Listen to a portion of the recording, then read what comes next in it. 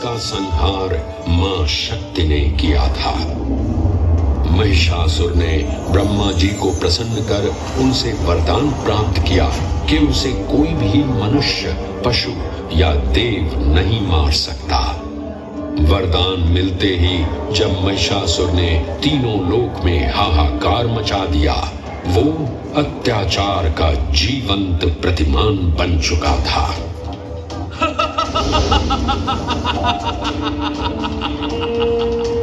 मेरी शक्तियों के समक्ष अब कोई भी देवता या मनुष्य मुझे परास्त नहीं कर सकता। ब्रह्मा जी के वरदान से तो मैं अब काल को भी चुनौती दे सकता हूँ। मैं अजय हूँ, मैं अमर हूँ, मैं महिषासुर हूँ, महिषासुर।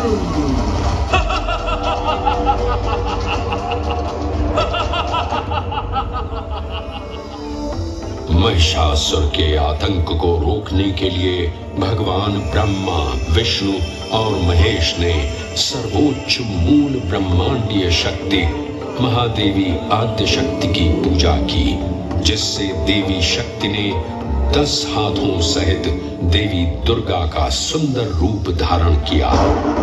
लगातार 9 दिन और रात तक चले इस युद्ध के अंतिम 10वें दिन मां दुर्गा ने अपने पवित्र खड्ग से महिषासुर का वध किया और महिषासुर मर्दिनी के नाम से जगत में विख्यात हुई।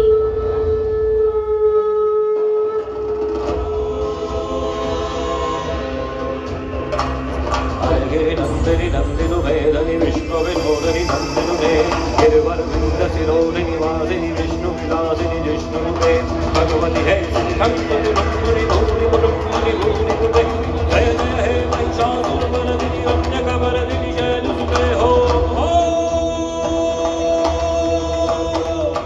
जय जय हे महिषासुर मर्दिनी जय जय हे महिषासुर मर्दिनी जय जय हे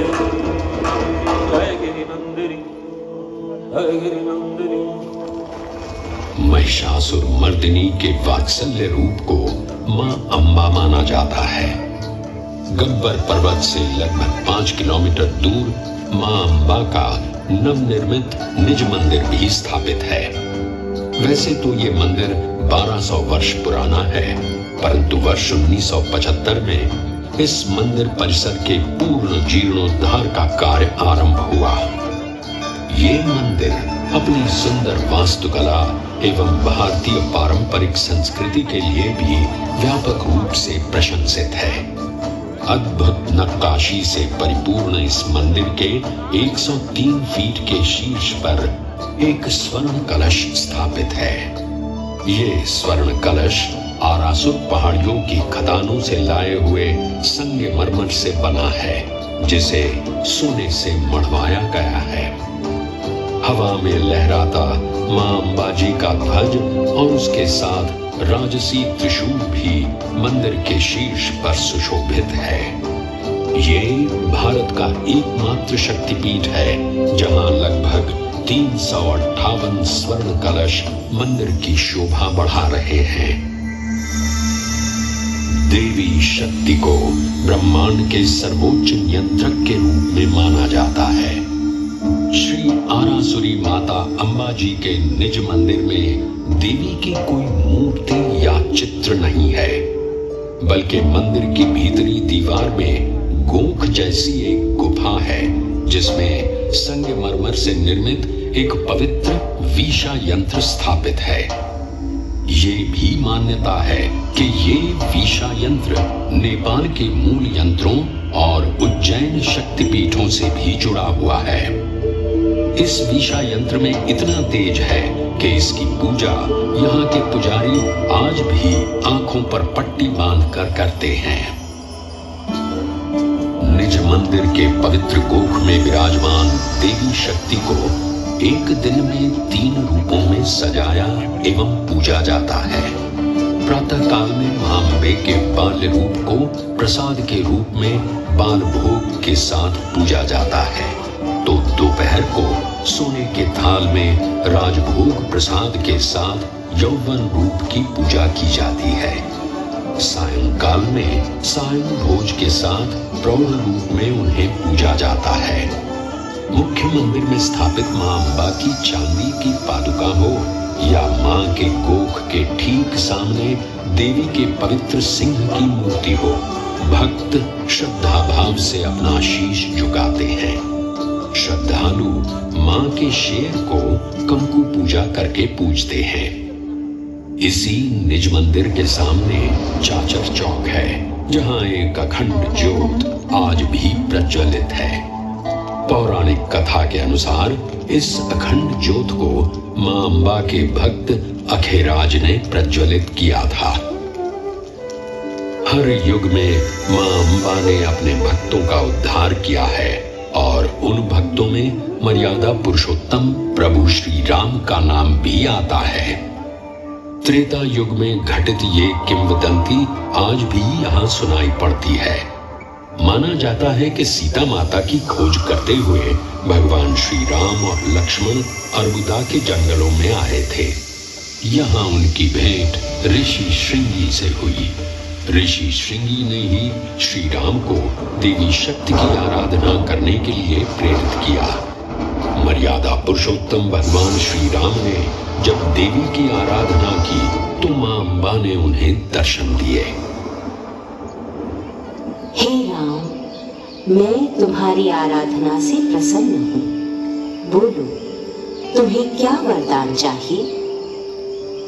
हे जगत जननी, हे सर्वेश्वरी, आपका दर्शन प्राप्त करना ही मेरे लिए सबसे बड़ा वरदान है। आप सब व्यापी हैं, सब जानती हैं। अगर आप मुझे कोई वरदान देना चाहती हैं, तो कुछ ऐसा वरदान दीजिए जिससे इस संसार का कल्याण हो सके। हे दशरथ नंदन, मुझे ज्ञात है कि आप इस भूलोक पर क्यों अवतरित हुए हैं। मैं आपको दिव्य अजय बाण प्रदान करती हूँ। यह बाण अचूक है। आप इससे जिस भी प्राणी पर प्रहार करेंगे, उसकी मृत्यु निश्चित है।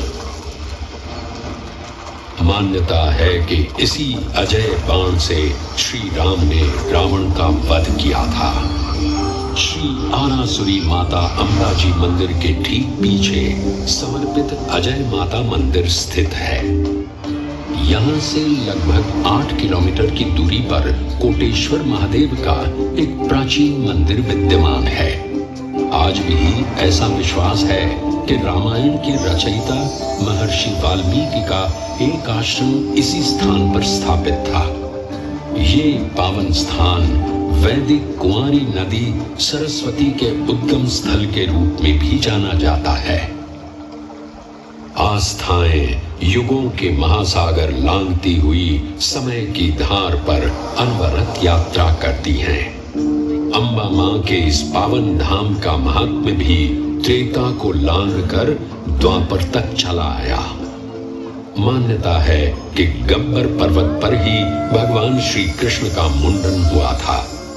इसी मान्यता के चलते आज भी श्री आरासुरी माता अम्बाजी मंदिर के पीछे स्थित मानसरोवर कुंड में लोग मुंडन संस्कार के लिए आते हैं। महाभारत ग्रंथ में भी इस दिव्य स्थान का वर्णन मिलता है। ऐसा कहा जाता है कि राजकुमारी रुक्मिणी ने भाद्रपद की पूर्णिमा के दिन गब्बर पहाड़ी पर श्री कृष्ण से विवाह करने के लिए मां अम्बा की आराधना की थी। मां अम्बा ने प्रसन्न होकर उन्हें श्री कृष्ण की अर्धांगिनी होने का आशीर्वाद दिया था।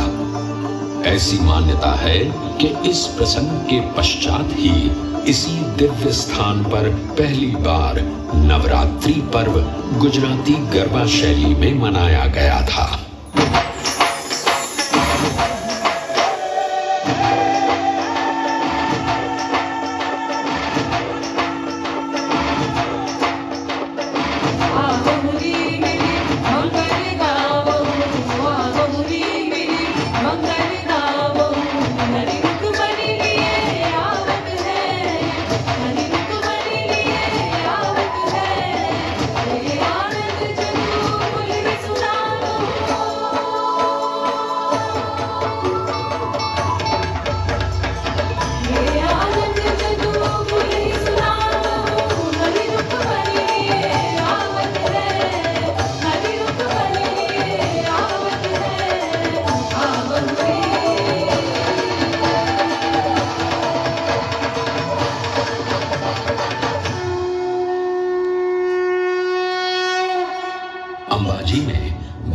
शरद पूर्णिमा के शुभ अवसर पर बहुत बड़े मेले का आयोजन होता है। 7 दिन तक चलने वाले इस मेले के दौरान देश विदेश से आने वाले श्रद्धालुओं का आंकड़ा 25 से 30 लाख तक पहुंच जाता है। इस अवसर पर पूरे मंदिर परिसर और अंबाजी गांव का श्रृंगार किया जाता है।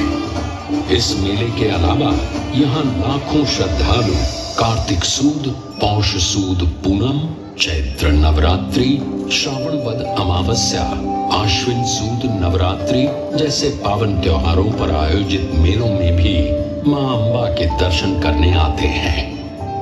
गुजरात पवित्र यात्रा धाम विकास बोर्ड, गुजरात सरकार एवं श्री आरासुरी अंबाजी माता देवस्थान ट्रस्ट हर वो सफल प्रयास कर रहा है जिससे इस देवस्थान की गरिमा उत्तरोत्तर बढ़ती जाए। इन प्रयासों को प्रोत्साहित करने हेतु उनका समर्थन और कोई नहीं बल्कि हमारे देश के